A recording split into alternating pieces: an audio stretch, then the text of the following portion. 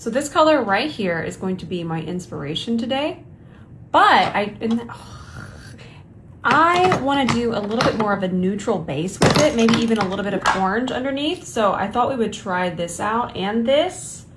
I'm excited. I'm not going to get feral with this look, but this is going to inspire some extreme feralness. Start here, and I know I wanted to use this shade on my brow bone, and I'm just using this denser side of our D2. I'm trying to not give too much of a carve, but by pressing and the way that the fibers are a little fluffier here, it just kind of pushes it into the brow hair and makes sure that it continues those hair-like strokes that I got going on there with my pen. And then let's lay down a little bit of this color, and that'll be our first transition. Now, these types of creams are absolutely going to need to be set with a little bit of something. So we will be grabbing a powder eyeshadow, but I thought it'd be fun to kind of lay these down like eyeshadow bases first. Now remember, I did want to keep this look a little bit more simple, so I think we'll just set this with our bronzer. Perfect. I am going to press it in. I'm grabbing the 𝗕𝗘𝗧𝗬. I feel that when I'm using these heavier eyeshadow bases, it's really important that I press the shadow, bronzer, whatever, the powder essentially. It's important that we press it in so we don't have any kind of creasing. And that is really what the 𝗕𝗘𝗧𝗬, that's where it shines. And then you see that I didn't pick up more product. I'm just kind of tapping, and then that will transition into the brow bone. And then I'll also just grab a little bit of, this is the palette we're going to use. This is the one that has the shadow in it. I'll grab a whisper of that and then just go ahead and set the brow bone. And then let's lay down a little bit of this color, and that'll be our first transition. Now, these types of creams are absolutely going to need to be set with a little bit of something. So we will be grabbing a powder eyeshadow, but I thought it'd be fun to kind of lay these down like eyeshadow bases first. Now remember, I did want to keep this look a little bit more simple, so I think we'll just set this with our bronzer. Perfect. I am going to press it in. I'm grabbing the 𝗕𝗘𝗧𝗬.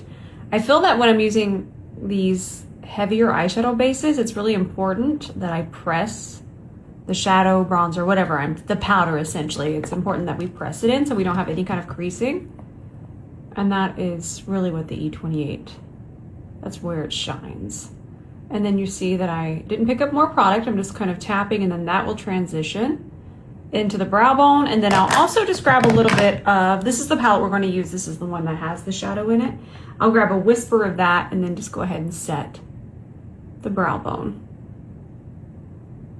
Now for my lid color, I'm going to scoop out about that much. That should be good enough for both lids. I'm going to wipe off my spatula because I don't want to mix the colors in here. And then we're going to grab just a little bit of this. And this will take us a little bit more to a classic orange instead of that more yellow orange. There you go. That's the orange I'm after. Then we'll just place this on our lid. I'm going to leave this here so you can see the difference. Smooth this out. We need our dense brush to get this nice and smooth. I picked up a little bit more of the bronzer, and we'll just add a little bit more depth into the socket. And I think I want to do a little wing as well.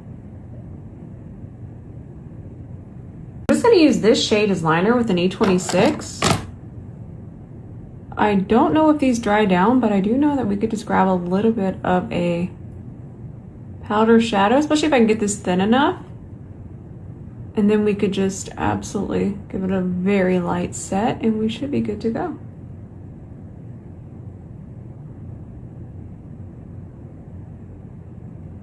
Fill in the gap. Update, it will dry down, so we don't even have to set it. Also, I think I talked about this on my story. I know that these look really fun for color theory, but because they do dry down, they're unpredictable, and because they're so thick, they're unpredictable for mixing with foundation. And not that you can't, it's about the predictability, and that's why I like the super thin pigmented liquid blushes or the gels from LA Girl. It's all about, that's what makes makeup a little bit more digestible sometimes, is when we can understand it and predict it. So right now I'm just gonna tidy up with a little bit of my micellar water. I really miss carving out my wing. Let's do that today too. Just get it really nice and defined. It's just that contrast that's gonna make it pop. It's really satisfying to watch too. I do these little pre-cut clusters. These are from Pink Puree. This is the style Sweet Pea. One of my favorite lashes. I feel that because they're already cut up, you can just apply a little lash glue to the base of the lashes like I have done. And it's really, really easy, my friends. Get on there. My lash glue wasn't tacky enough. That's a good tip. I should have waited for my lash glue to get a little bit tacky. I used the Duo Line It Lash It and give it about 20 seconds. I only gave it 10. Shame on me.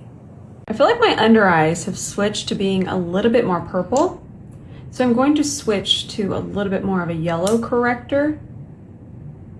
This is 𝗕𝗓𝗧𝗬, and remember, we're matching the depth of the circle. We're not matching my skin. Even though I have a cool undertone, the yellow is what's going to neutralize the purple. This is Golden Sun. Oh, Golden Hour. I knew I needed to check that. So let's neutralize the purple.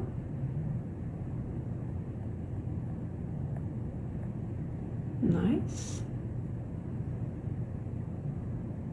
Y'all know how much I love this cushion foundation. Melty, melty.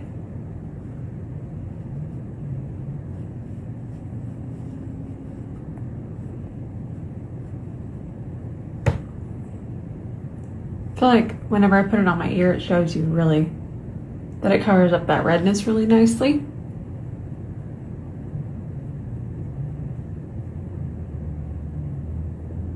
Then I have a little bit of the cushion foundation on a C31, but I'm just going to melt that into this front part here and take it into these tiny areas to tidy. Go around my brows. I can even take a little bit over this way. I like to use my complexion products to do a little melty around my eye. Zoom y'all out just a little bit, my friends. So I've really been loving this concealer, but one of the main reasons I'm loving it is because I think I told y'all, but I went to Sephora while I was traveling, and out of all of the concealers, because y'all know I love R5. R5 from 𝗕𝗘𝗔𝗨𝗧𝗬 is my perfect concealer shade, but I'm a little bit more tan because it's summer. So I went high and low, and this is the only one I could find that was this, but darker.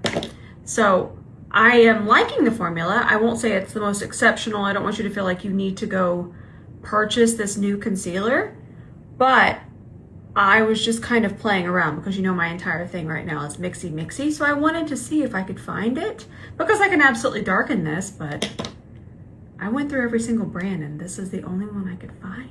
Now I'm going to use it to highlight just the center. You can see that it is lighter than my actual foundation shade, but not too much. I didn't want it to turn gray. So it is the perfect shade. And like I said, I have been enjoying the formula, but I don't want you to feel that you need to go buy a new concealer based off of needing a new formula. I just needed a darker shade and really was just doing some Color Theory Witch research.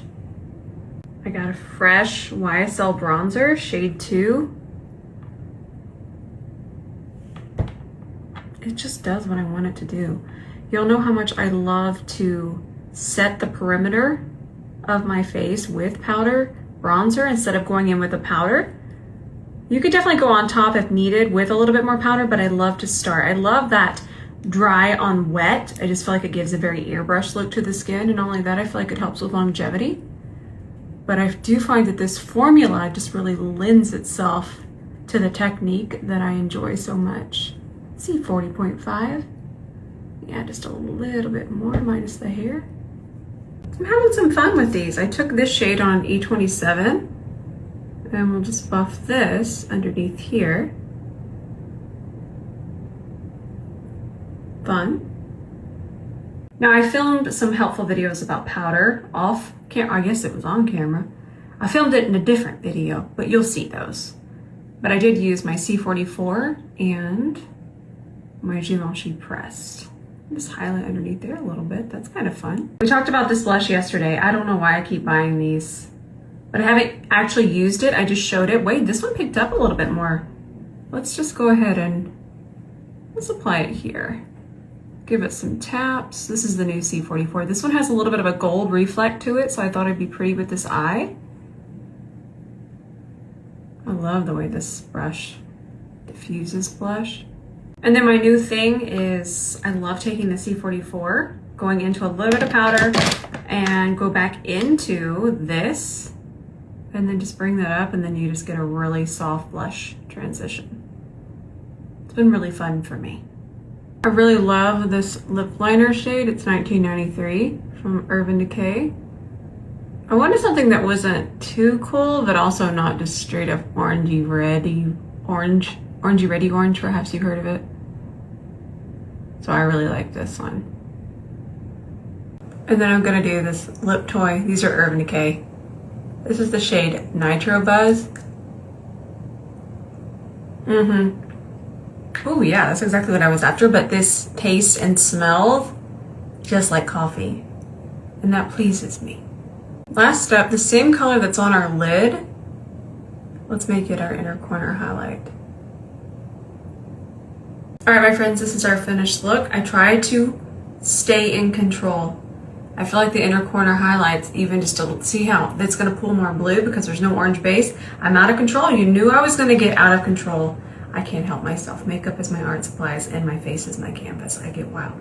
I hope that you enjoyed this. I love you with all of my heart. Thank you so much for being here with me.